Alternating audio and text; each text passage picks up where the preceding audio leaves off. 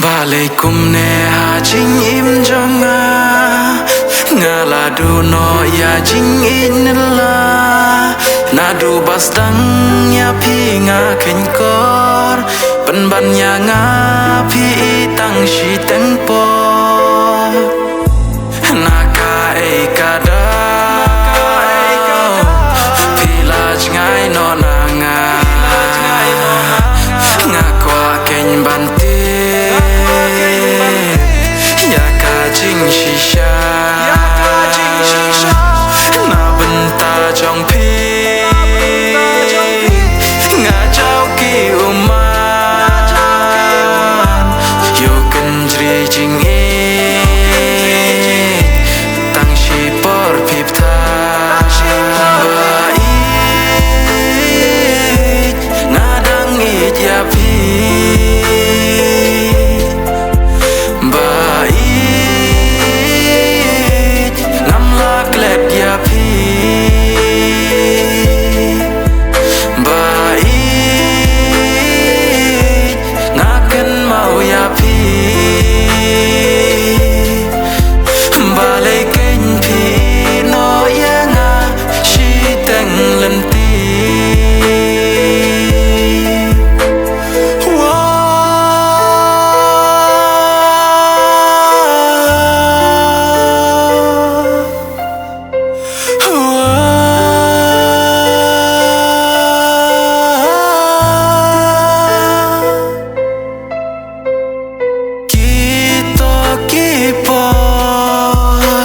banganga don bat pi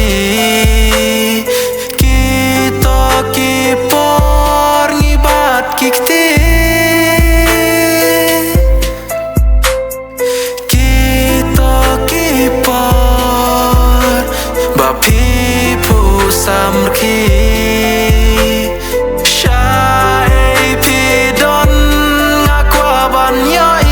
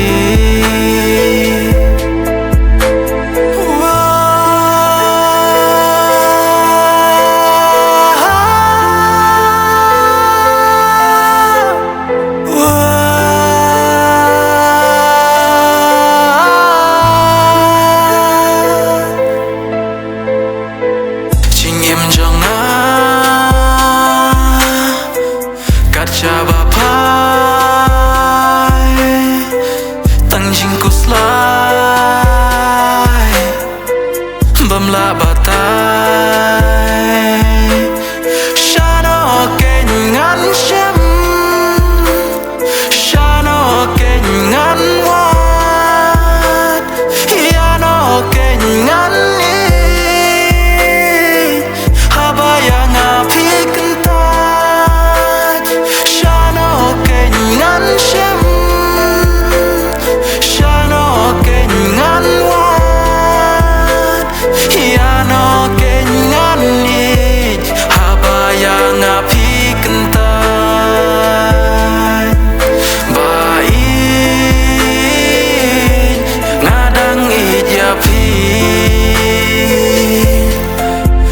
bait namlak let yapi